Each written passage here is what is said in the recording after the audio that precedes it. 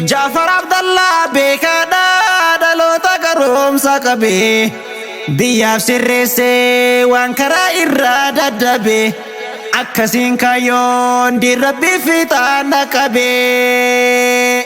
Ustaaz Jaafarii beekaadhaa dhaloota garoomsa qabee biyyaaf sirreessee waan karaa irraa dadhabee akkasiin kaayyoon dirrabbii fiixaan qabee. Beekaa qabaachuun mataa isaatu qoricha gargaaraan isaa hubadhaa rabbii tokkicha saniifuu ilmaan ceesisuuf ta'ee riqicha.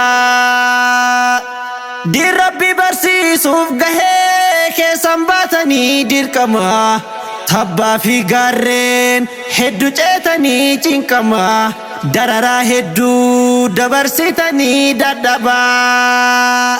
Taariif lafaatiin kee guddaa barlaaqayameen dhumatu rabbii yoomillee ifaajee namaa hin gatu si haa taasisu nama firdoosiin qubatu.